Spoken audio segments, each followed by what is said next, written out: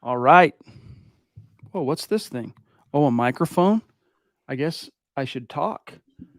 We got to let it breathe though, just for a moment. Hang tight, y'all. Hang tight, just for a moment here. We're gonna get things rolling, and we are good. Welcome in, everybody. It is the Mile High Huddle podcast, and I'm your host, Chad Jensen. With me, my fellow football priest. You know him, you love him, Zack Kelberman. Zack, since last we talked to our great community on whatever it was, Thursday night, I guess, not a whole lot by way of news has happened, but there's plenty to talk about. One of those matters of news, though, that came out, if you could call it news.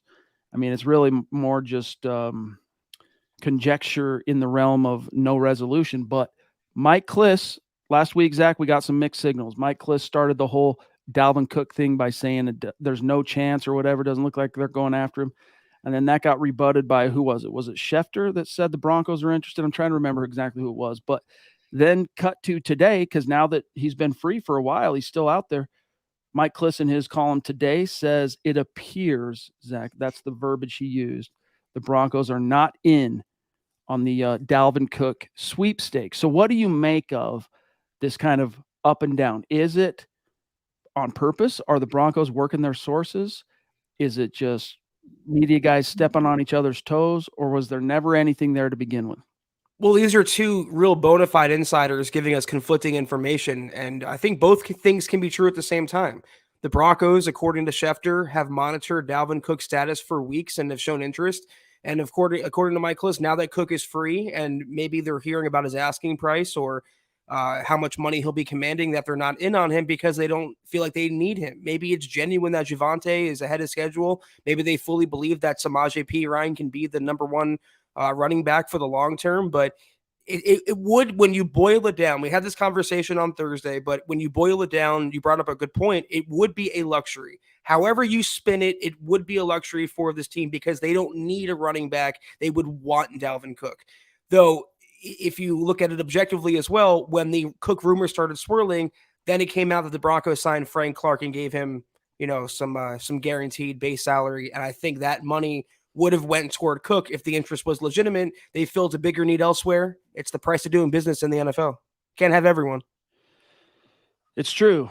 It definitely would be a luxury move for the Denver Broncos, adding Dalvin Cook. I mean, like I've been saying for the last week or so, I wouldn't hate it if all of a sudden, as we're talking live now, Zach, news breaks, Broncos signed Dalvin Cook.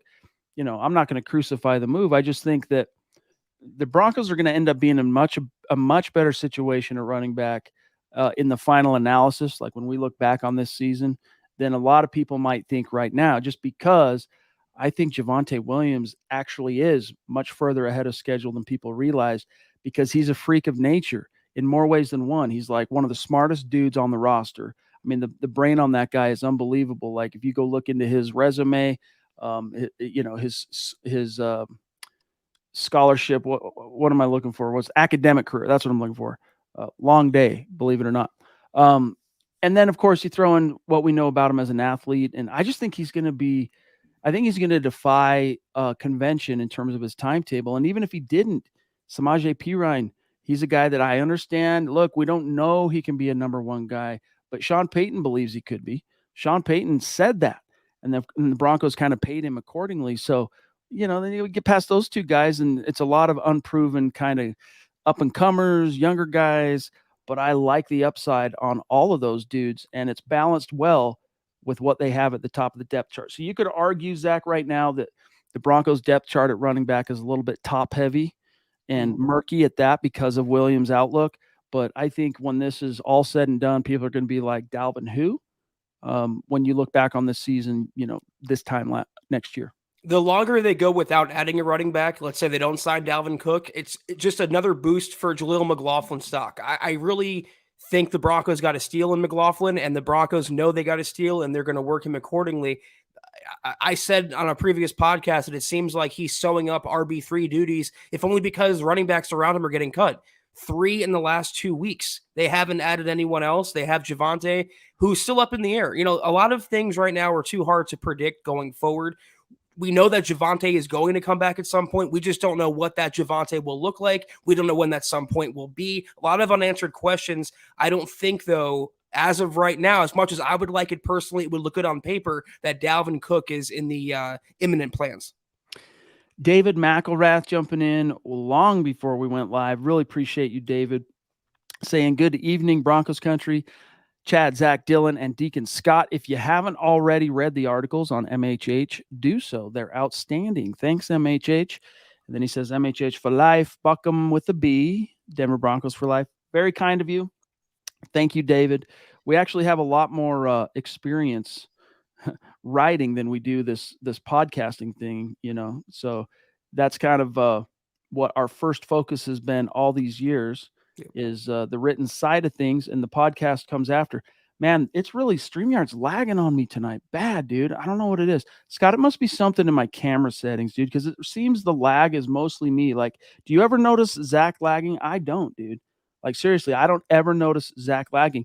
And between you and between the three of us, he's the only one that's on an Apple, right? So maybe you and I are missing the boat here, and Zach's the cool kid with the. We're just the great unwashed. God is fuming right now that you said that. Sorry guys, I don't know what it is. Lately StreamYard has been really weird. Sometimes, most of the time, it'll keep us on time here with the lag. What you hear and what you see on the screen matches up, but as you can see right now, it's a little bit lagged. So hopefully it'll reset here soon. But one more, and then we got some matters of business to get to. Sam Bam, love you, big dog. Thank you very much. Also jumping in right before we went live with the super chat, he says, if we don't get Dalvin Cook, Zach, what about, say, a Kareem Hunt or Leonard Fournette as a 1-year running back rental for like $5 to $10 million? Are you looking to spend that kind of money on a 1-year rental running back, Zach? No, and not for a running back that shares the same qualities as two others that you have in Pookie and P. Ryan. The thing about Dalvin Cook that's so exciting, he's what the Broncos don't have. Maybe McLaughlin or Tyler Beatty can be that, but they have the power backs. They don't have the game breaker back. They don't have the back that you put the ball in his hands and at any point on the field, he can take it to the house. That's what Dalvin Cook can do. He's not washed. He's getting up there in age, but he's certainly still very productive. 4 consecutive 1,000-yard seasons. If they are going to splurge at running back, which it doesn't look that probable, the only guy that appeals to me is Dalvin Cook based on his two-way ability. I still wouldn't hate – I never hated the idea of Kareem Hunt, but as soon as the Broncos decided to go the way of Samaje Perine, it was like, Kareem Hunt, you don't need anymore. Besides, what's the most that like a guy like Leonard Fournette has ever made in his career? Probably around $6 million per year on that top 5 rookie contract he was on to begin his career as, what was he, like number 4 overall, if I remember back in the day. So in other words, I'm not opposed to signing either one of these guys per se, Sam, but spending that kind of money, if that's what it would cost, which I don't think it would for either one of those guys, probably more along the lines of like $2 million, $3 at the most for either one of those guys, just where they're at age-wise, all right? And as far as I'm concerned, I just don't think that would necessarily, with what we know, be money well spent, especially considering some of the other areas of the roster. Mike, what is going on, big dog? Great to see you tonight. Appreciate you. Let's see. Ooh, look at this, Zach. He's got a new profile pic on Facebook, right? He's rocking his Buckham, and he's got both. He's got the hat, he's got the shirt, and then he's got some writings. All I see is Broncos and Buckham. So this is rad. This is why we love Mike. Yes, indeed, you did. See, I noticed these things, Mike. I notice these things because everyone in this chat, in this community, is numbered in my heart. Trust, like this beautiful, beautiful human being, the Duchess, Michaela Parker. Love you so much. So generous. Thank you. We could really use this time of year. Trust. She says, a play for Dalvin Cook might sound nice, but would be, nice word, superfluous, in my opinion. Denver Broncos forever, she says. Love you, Michaela. What say you, Zach? I definitely, and thank you again, Michaela, as always, every single day. It never gets old, and we definitely appreciate it. I was going to say to your previous comment, or the previous comment about spending 5 to 10 mil, I would rather take that money and put it toward a defensive end or a center. You know, the two positions the Broncos arguably or objectively need more than another running back. So I'm with Michaela here. Would it be nice? Absolutely. Would I like it? Absolutely. But do the Broncos need it? No. Exactly. It's a luxury situation, and One thing too, Zach, if we hadn't been hearing and seeing with our eyes, well, first of all, if we hadn't been hearing so many positive things about Javonte Williams being ahead of schedule, and then seeing with our own eyes that he's out there running drills, not just not just individual, where he's on the sideline, kind of like, working out with trainers while everyone else does their thing, but like he's been involved in some of the team stuff too. So like that is like neon sign going, whoa, this guy actually is ahead of schedule, because especially starters, I mean, teams are very kick gloves with this time of year, exposing those guys to anything when they're recovering from a grievous injury like Javonte Williams. So the fact that he's out there speaks volumes. So I'm stoked on the running backs. I mean, the name, one thing you said, Zach, kind of did get me thinking a little bit, which is, and then I want to take care of some matters of business. I want to show you guys the updated Super Chat rankings for the month of June. But one thing you said, Zach, that kind of got me thinking along a little bit different tack here is Dalvin Cook does offer a different skill set than either of the top two guys that are in Denver currently. Like Javonte, P. Ryan, very similar players in terms of their skill sets. I would argue that Javonte is at least the guy we knew before the injury, a little bit more explosive than P. Ryan, but pretty similar, and in a good way too, in that they're very well rounded in their respective game. Whereas, and by the way, GLP, what's up? Love you, big dog. Hi, guys. He says, I agree with Michaela. Denver Broncos for life. Love you, Gary. Whereas Dalvin Cook, he's very much a one-cut downhill guy. Excellent vision, phenomenal vision. I mean, you got to have that kind of vision to succeed in a zone blocking scheme the way he has. But a threat, Zach, to take it to the house at any point, and he's got some hands. Like, don't sleep on his hands. So that does have me thinking a little bit, but I just don't think the gap between them, the two guys they have, the skill set and the skill set Cook has, is enough to go freaking out about trying to spend $4, $5, $6 million per year right now, if not maybe even more. We'll see, to get him in Denver. And you brought up a good point as well about Javonte, the fact that he's out there and doing these exercises. I didn't think he'd be cutting and taking a handoff, even OTAs when he had that injury. I thought for sure he was a PUP or IR candidate. So he's ahead of schedule in that sense. And it's encouraging because look at the emphasis the Broncos and Sean Payton have put on the strength and conditioning departments with Bo Lowry and Dale Dalrymple and the new staff there. And he really trusts those guys, especially Bo Lowry. He could not stop talking about him. And if Bo Lowry is signing off on Javonte taking those carries and doing these exercises, then we should all be encouraged. Troy, we're going to grab this from Troy, and then we're going to go through some rankings. All right. In the house, we have, and I got a question for you, Troy. Before we actually answer your question, I got a question for you. Your Twitter handle, right? So I finally realized, we're connected on Twitter, I don't know, a couple weeks ago. So you've been getting tagged every show when you support with a super chat or whatever. But your handle, phone donkey, at PHON donkey, okay? I'm trying to figure out what it means. So holler at your boy and let me know. Tell us in the chat. I'm trying to figure it out. But he says, hey, guys, do you see us restructuring any contracts at this point? Zach, I'm going to serve this up a little bit. I do see a couple of contracts that are restructure worthy. I'm just not sure that, to use his language, it happens at this point. I think Justin Simmons, as time marches on, is a candidate for a restructure. Not even in a sense of let's like give him a pay cut, but just like reorganizing it to give the Broncos more flexibility. But Garrett Bowles, I think he's got to really show out this year and stay on the field. And or otherwise, I mean, his cap hit relative to left tackles in the league, the caliber of plays Zach he offered in 21 and 22 before he got hurt does not justify that. You're right on both counts. I don't think the Broncos are going to be restructuring anyone imminently. And the candidates that you mentioned, I think, are the prime guys. I'll add Courtland Sutton in there because he is very highly paid and a trade candidate. So if he wants to stay in Denver, which he said he does, by the way, then he would take a little less money or convert it to a signing bonus, whatever. I think those are the guys that maybe Russell Wilson, we can throw him in the mix as well. Who knows? If he's all for the team, maybe he reworks the contract a little bit to give the team more flexibility, but we'll find out one way or the other. This drives me nuts. There's no reason or rhyme to when this thing starts to lag. Bothers me so much. I haven't clicked away. I haven't opened another tab. Drives me nuts. But guys, we're going to do some updates here. So as you know, each and every month, all right, as a thank you, as a way to give back to the people who support us so much, we take the top 10 finishers on Super Chat in the month in question.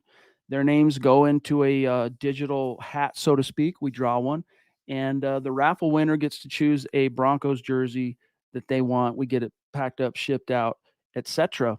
And we do something similar for Facebook, but we're only able to really track things as it currently stands since Facebook changed their analytics, unfortunately, for creators on YouTube. So here's your top 10 right now. First off, Michaela, the Duchess Parker at number 1, Gary at number 2, GLP, Troy in the top 5. Wow. At number 3, Ethan, aka DWI guys, at 4, Naj, whose legend precedes him, at number 5, and then you've got Sam Bam at 6, Mr. Roosh at 7, Dave from Georgia 8, David Papa Bear McElrath at 9, and Divine Breaks at 10. And you can see if just a few of the names just outside the top 10 there. But there's still more than half the month left to go. So plenty of time to make your way up into the top 10. But Michaela, much love and respect. She did something really cool last month to really hedge, try and make Michaela Israel give her the best possible odds, Zach, of being the winner. And honest engine, like Scout's honor, that was all legit. That drawing and everything, like it was all legit. We didn't stage it or whatever. We did it live with the system online, so you could see it happening in real time. That was very cool to see. And look who it is, Michaela Israel. Give our best, obviously, to Coop. Great to see you. Appreciate you. MHH for life. Much love and respect, Michaela. Thank you to Michaela Parker, Michaela Israel, too. I say it every podcast, but it's true too.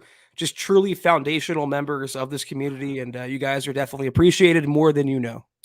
By the way, Scott, if you would do me a favor and get queued up in a tab to do a share screen, there's this article. I think it's number 1 on the carousel at MHH about Frank Clark talking about Russell Wilson, and in that article, there's a tweet that has some video. I want to play that tonight at some point. Keith, what's going on, big dog? Great to see you on Facebook. Rocking and rolling. He says, I'm getting the feeling that the O-line is being built so it doesn't matter as much who the running back is, just like the old days. Maybe. We shall see. I mean, one thing I can say for sure, Zach, is that, this O-line is viewed by Sean Payton as the foundation. And in any edifice, any building, any construction, whatever gets put on top of that, all right, it doesn't matter how beautiful it is, how great the craftsmanship is.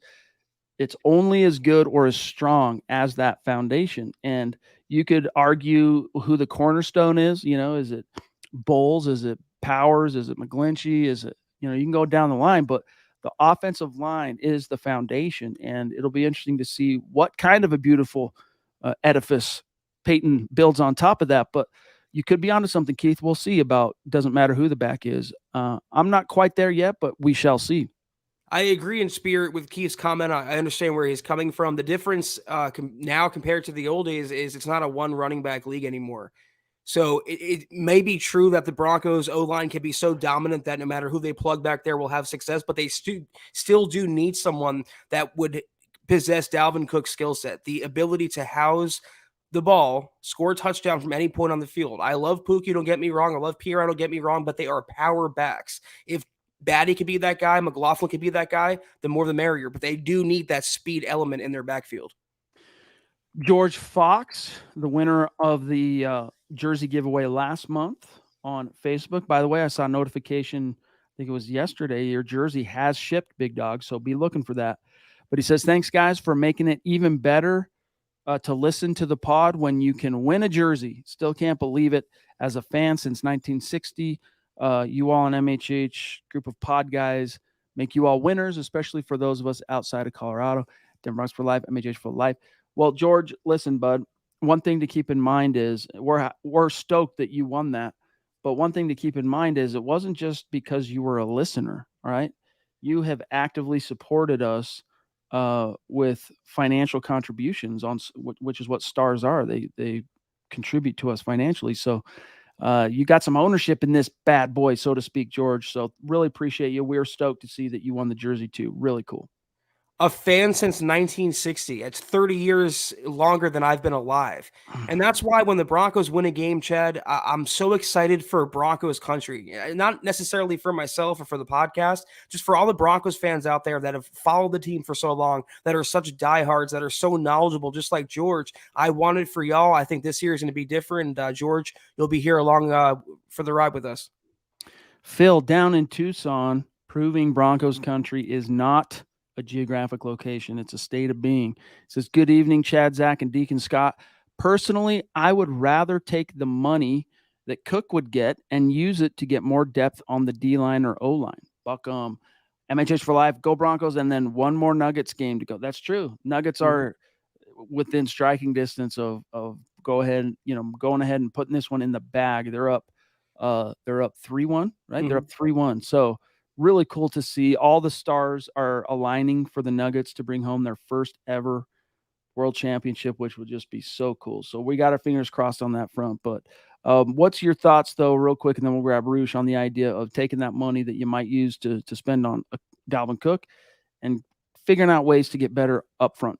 My thoughts are that we're sharing a brain, because I made that same point, earlier in the podcast. I would like Dalvin Cook, but I would like more not to have Jonathan Harris be the starting defensive end, or not have Lloyd Cushenberry locked in to be the starting center. The flexibility to add a player there takes precedence over yet another running back who would be a want, not a need.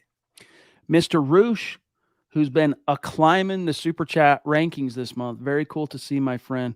By the way, if you're on Twitter, connect with us. And if you're already following, do one of these in our mentions so we can make sure we know it's you and connect the dots, because so often your YouTube handle is different than someone's Twitter account, and et cetera, et cetera. But we try to follow back the key members of our live audience. Okay, so make sure you do that if you're on Twitter.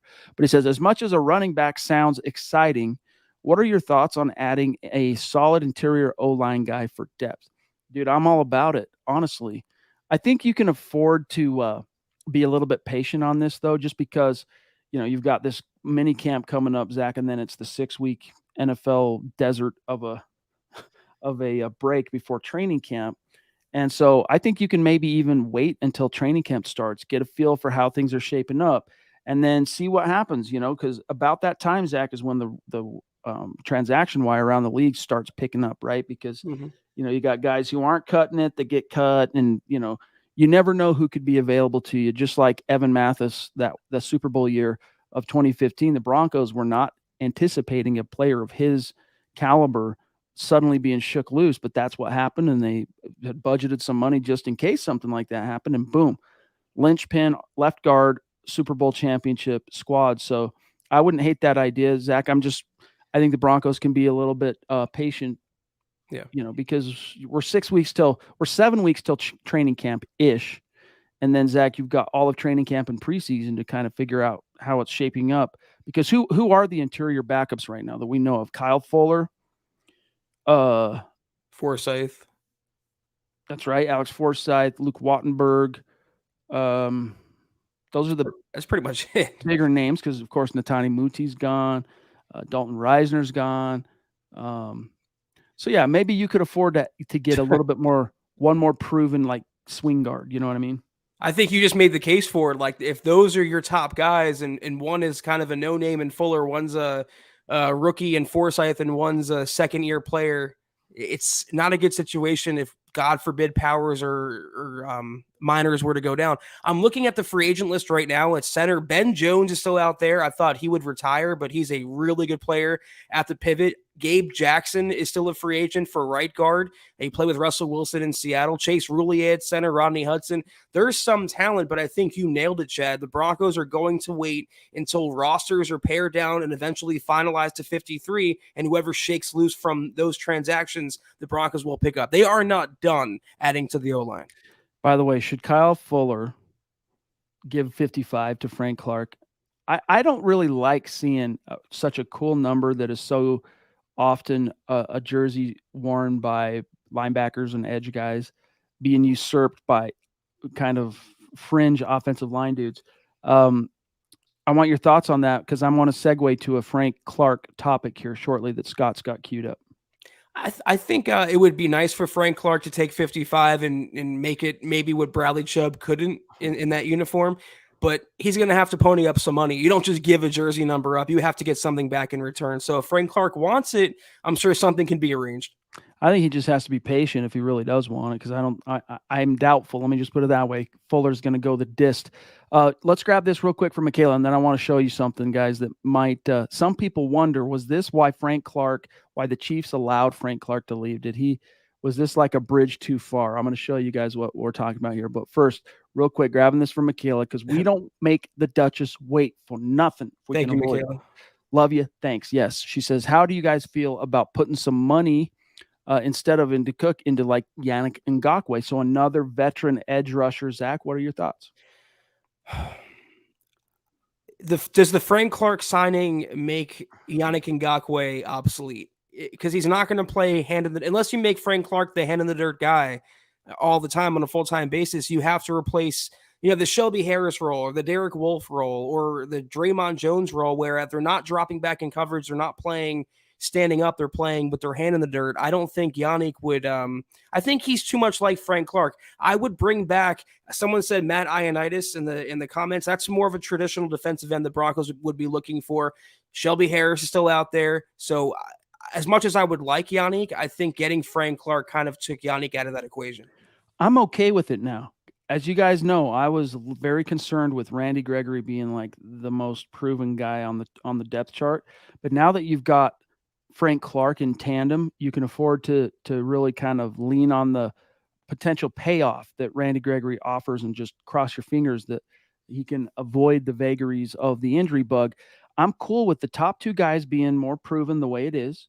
This is more reflective on certainly a smaller level, but still more reflective of how it looked at the peak of, the Wade Phillips thing in Denver, right? With DeMarcus Ware, Von Miller, and then their backups were two young guys with a lot of energy, a lot of upside, a lot of developmental possibilities in Shaq Barrett and Shane Ray. And that's what you have currently behind Frank Clark and Gregory. And, Baron Browning, hopefully he gets back sooner than later. But Nick Benito, Jonathan Cooper, Chris Allen. So I'm okay with the edge group the way it is now. But again, just like it's very similar take for me, Michaela, in terms of Ngakoue. If all of a sudden it broke across the wire, Broncos sign Yannick Ngakoue, I'm not hating on it. I just think at this stage you can afford to maybe take what you would spend on that, go interior O-line, even more D-line, because D-line now is a little bit more of a sore thumb issue, I think, than edge now that you got Clark. Plus, Drew Sanders can play outside linebacker as well. He can rush the passer. They can put him in those situations. Great point. If VJ wants to. So I'm with you. I feel really good. I went from feeling very iffy to feeling like it's a position of strength now for that defense at edge rusher. So the Frank Clark signing, A+. Okay, so check this out, guys. People are wondering why the Sam Hill did the Chiefs basically make no push at all to bring back Frank Clark, who's been with them since 2019, right? He was a former second-round pick of the Seahawks. After his rookie contract was done, the Seahawks franchise tagged him. That lasted about a month, and then they traded him. That was a tag and trade. They tagged him, traded him to Kansas City for some premium draft capital, and he went on to do great things in Kansas City, helped him win 2 Super Bowls, etc. So why has he languished? This might help answer it a little bit. Scott's going to pull it up as soon as he's got it queued, but this, to set the stage, this was right before the Super Bowl, all right? Chiefs, Eagles. What happens? You get the big media day. They get to come out there, and it's their day in the sun, and they're alongside their teammates, and they get the podium, Zach. And, they get like half an hour if there's enough questions to just sit there and field questions. Frank Clark, from former Broncos wideout Brandon Marshall, decided to ask him about his take on Russell Wilson because, Zach, hey, he knows Russ. He played with him for 4 years. So Scott's going to show us what he had to say. This is kind of funny. Oh, we got no sound. One more. Probably got to do that thing. Do it one more time. Do the share again and make sure it's got the sound. Stand by. But people have been wondering, like, tinfoil hat. did this have anything to do with maybe why? I don't think that it did, to be honest with you, Zach. That would seem to me to be the height of pettiness, but it is the NFL. I guess you never know. What? No sound? Hold on. Let me see what he's saying. Stand by 1 sec. Should we try it again? Let's try it. Let's see. Hit it one more time. No, you got to start the so do this. So unshare it. So like kill your share screen on it. Do it one more time, but before you fully click into it, there's that little box that says include, the page's sound or whatever, and then you should be good. Stand by real quick. We'll grab this while he's working that out. David says, rumor, Rams, Aaron Donald may be released before the season. Have you heard anything on this front, Zach? And then we'll go back to Frank Clark.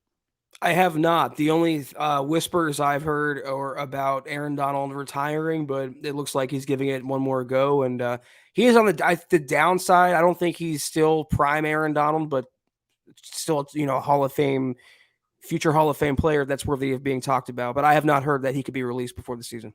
All right, let's try it one more time on Frank Clark. This doesn't work. We'll try it on. The toughest thing watching that is, knowing how good Russell is, knowing his leadership skills, knowing what Russ can bring to the table. But at the end of the day, football is football, and you got to learn how to adapt to the circumstances. You got to learn how to adapt to the new surroundings. We all have to learn how to do it. You've had to learn how to do it, being, the best wide receiver in the NFL, going from being the best, like you said, to hearing people say, yeah, he's washed up. How is he washed up? Y'all just forgot about how soon can you forget about what a man has done in this league last year or the year before? But I mean, we're in the league of, what have you done lately type of league. So I've been the victim of, a guy of the media going, damn, man, he hasn't done nothing. He ain't done that in a few years or in a few games. Not a few years, never a few years. in a few games, you know what I'm saying? To where everybody looking at Frank and everybody, the whole conversation is about Frank. When it's like, man, how soon can they forget what you do, what you've done for a team or what you've done to get to this point? But at the end of the day, we're in a what have you done for me lately league. So at the end of the day, I feel like for Russell, he just I know him. He's going to take it all in stride. And I feel like he's going to come back a better player next year with a lot to prove. Win the division, hopefully. But at the end of the day, Chase Kingdom, baby. Chase Kingdom. Y'all know me. Oops. Now, sorry. Thanks, Scott. So was it a Freudian slip? Was it just not realizing in the heat of the moment, because he did talk for a long time, so you could tell he kind of got caught up in what he was saying, and then to so quickly be asked, while actually cut off while he's speaking, win the division? Russ going to win the division? He's like, yeah, hopefully, and he's like, but that's your division. He's like, Chiefs Kingdom, y'all know me, but that's only relevant now, Zach, because of course he signed with the Broncos. But do you think that has anything to do with why the Chiefs didn't bring him back? No, I think he was, like you said, caught up in the moment and trying to say something nice and kind of put on the spot with that question. And cool to kind of see Brandon Marshall do the interviewing with a microphone in his hand. I think he has a future there. But no, I think it was time to move on. I mentioned this on the last podcast. The Chiefs wanted to get younger and cheaper on defense and not pay veterans second contracts. It's their way of doing business, and their loss was the Broncos game. I thought it was interesting, though. Some of his, he went at length to talk about basically the Russell Wilson big question mark of what happened last year, right? And I think his answer was very similar, Zach, to a lot of Wilson's former Seahawks teammates that know him, played with him for a long time, which was kind of a shock and surprise at how bad he was at times, which was then countered with the belief that the guy I know, he will bounce back. Like this is temporary. But one thing I thought added a little bit of juice to what Frank Clark said. I mean, before Brandon Marshall kind of got him in that gotcha moment, which was inadvertent. I don't think he was necessarily expecting Frank to say what he said, but with Frank's comments was, you could tell it really irked him how much shade Russ was getting, and how he's like, yo, people forget what this guy's done. I mean, think about 1 year, not so good, but in comparison to what he had done, 9-time Pro Bowler, I'm putting words in his mouth here, but Super Bowl champ, like all that stuff, missed the playoffs twice in a decade. it's how his teammates feel about the situation and former teammates. They didn't like seeing him become a lampoon, his play on the field notwithstanding. It's eye-opening, and I was going to comment on the same thing. So great minds. You have these outlets and analysts like Pro Football Focus and ESPN and the hit pieces and the conjecture about Russ, but a Chiefs star player is up there and telling the world, hey, reminding everyone, listen, Russell Wilson was a good quarterback, and one season doesn't define what he can do or what he has done. So it's crazy the noise that comes out from outside the NFL about Russell Wilson, people who've never played the game, people who just get on a computer and type up hot takes or get on a microphone. But when you look inside the NFL, the guys who are on the field, the guys who are playing against Russ, they're the ones that have the real perspective on him. I thought that was pretty illuminating. Shout out Ricky Flores. Good to see you in here, bud. And then Pearl Hater, glad you're following on Twitter. So I don't go on it much. Listen, I don't blame you. I got to be honest with you. I actually hate Twitter. Mm-hmm. If it wasn't requisite for what we do, I would not use Twitter. It's often a cesspool. And people just they're just mean. They're just a-holes oftentimes. But for us, we keep it pretty much just people who are following us, doing our thing, keeping it Broncos. But unfortunately, Zach, even in that realm of Broncos, things can get a little bit lame sometimes on Twitter. I don't know what it is about Twitter, why that's the platform that seems to, engender such antipathy and just like unfounded rage at times and hate. But anyway, as long as you're following us, Pearl, you're going to be all right. You're going to be all right. Because it's instant, and the society nowadays is about instant gratification or instant recognition, instant admiration, instant, likes and retweets and this and that, attention and platforms. Social media is a cesspool, and it's, I think, ruined the world. It's another podcast for another day, but I'm right there with you. If we didn't need it for our business chat, that I probably wouldn't have it. I want to grab this from Pearl. And by the way, guys, Sunday in the middle of the off season, we're at about 37 minutes. So we're on the back nine, so to speak, of tonight's stream. If you have any burning topics, get it in the chat. We got a little bit of time left, but we probably keep it a little bit short tonight. Pearl wants to know though, Zach, will the Broncos be cutting Albert Okwuegbunam? This is an interesting question, and I wonder, Pearl, if you read Eric Trickle's article today, basically handicapping the odds of each tight end's chances of making it this year on the roster. And he put three guys in the top kind of like almost no-brainers, almost locks for the roster in Greg Dulcich, Chris Manhertz, and Troutman, okay? And then he put Albert Okwuegbunam in that next level, which is like a flip a coin type of odds, basically. And then the bottom guys, obviously they're a little bit longer odds. So do you concur? Do you think Albert O, Zach, is on some uneven footing? Because before this offseason started, I would have been like, well, it's the NFL. Never say never. You never know what could happen. But, he's got so much playmaking ability. I'd be shocked. Then to see Sean Payton come in and go, no, I'm going to go get Chris Manhertz. I'm going to go trade to bring in Troutman and a few other moves. Undrafted rookie they signed and that other guy. I keep forgetting his name that you wrote up. So what are your thoughts here? I think, you can look at it a bunch of different ways. Number one, they acquired Manhertz. Number two, they acquired Troutman. Number three, they acquired, was it Tommy Hudson? I think his name was. I'm not even sure. And number four, Sean Payton has gushed about Greg Dulcich and him being used in that joker role and him being a breakout candidate or at least a focal point of the offense. How do you look at Alberto's stock and see anything optimistic? It's hard to, especially when he's been in the doghouse in recent seasons under two different coaching staffs. He's not doing something right behind the scenes. And if you don't do something right with Nathaniel Hackett and you get buried, you'll get cut if that's Sean Payton. So I don't know what they're going to do. They might, dangle him for a draft pick. I don't know what you get back, a conditional 7th round pick. On the other hand, to a lesser extent, I feel like it's similar to the Dalvin Cook conversation. There aren't many tight ends in that room who can do the things athletically like Alberto can. Doesn't mean he warrants a roster spot, but I think he warrants a closer look, and they're going to give him training camp in the preseason before making a final call. Yeah, I don't know what to think of him, to be honest with you, but it is a contract year. I could see it go either way. But if they were to cut him, I would wonder, what they might be missing out on from a playmaking perspective, because I guess the biggest difference between he and Dulcich, there are quite a few, but the biggest difference really is neither are super proficient blockers. But let me tell you something, Greg Dulcich, he actually tries hard. Like, he is working on his technique. When he is locked up in his one-on-one battles, he's giving it his all, whereas Alberto kind of, just gets in front of a guy and lets the chips fall, so to speak, very kind of basketball-esque, which makes sense when you understand his background. So we'll see. Keith wants to know, or he says, hey, we got to see DJ Jones step up this year. The big defensive tackle the Broncos spent some coin on last offseason.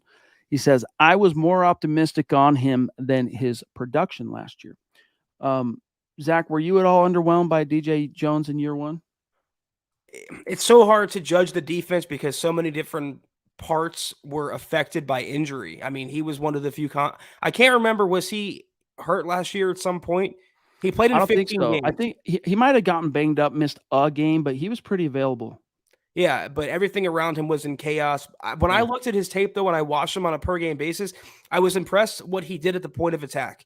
He was never going to be Aaron Donald in terms of getting after the quarterback, but he is good against the run. He's a mountain of a guy, and he just had a lot of production that you don't really see translate on paper. He was filling lanes. He was clogging holes. He was tying up blockers. He was doing his responsibilities so others around him could thrive. If he continues to do that, I think the Broncos defense will be okay, even if he doesn't have the gaudy sack numbers.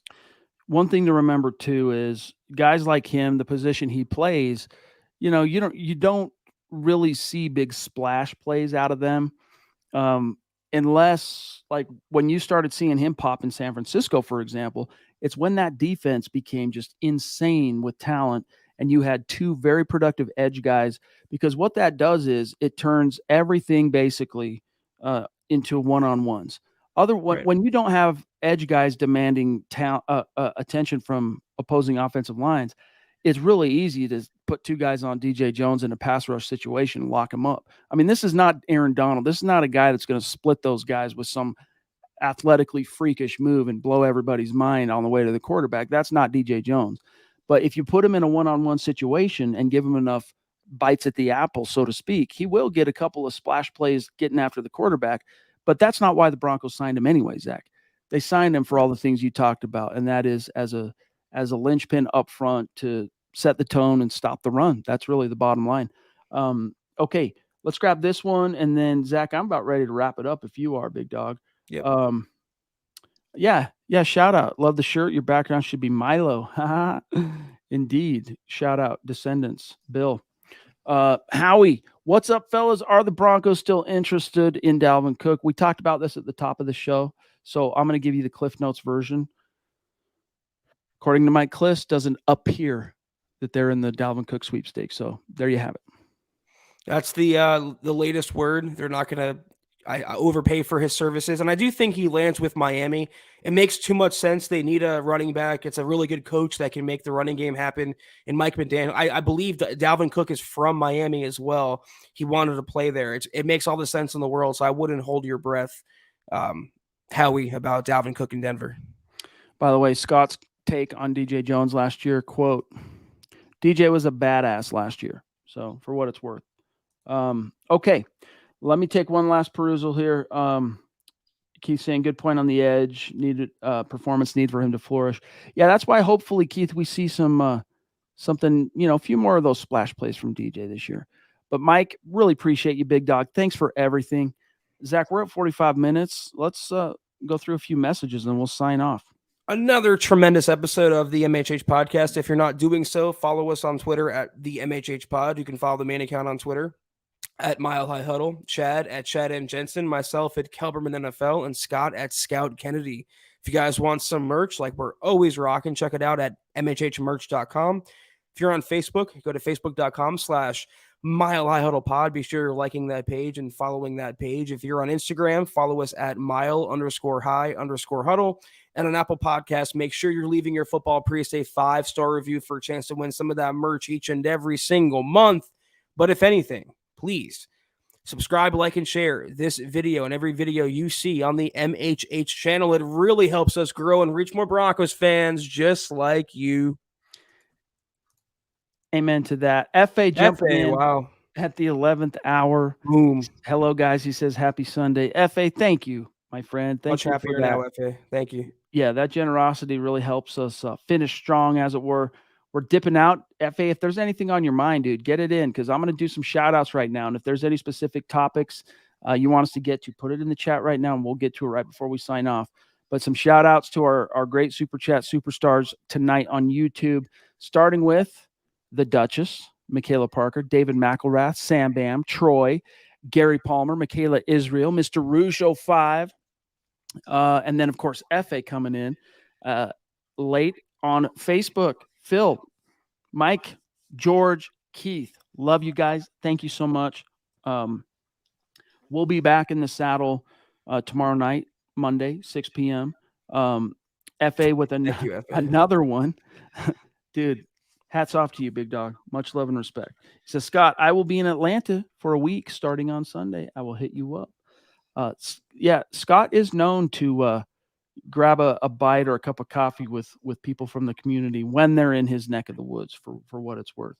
But yeah, FA, rad to hear. Thank you so much for that generosity. Right as we're signing off, dude, now I feel a little bit guilty, but we've kind of tapped all the topics for tonight. So anything you missed, just rewind the stream, big dog. Appreciate you, FA.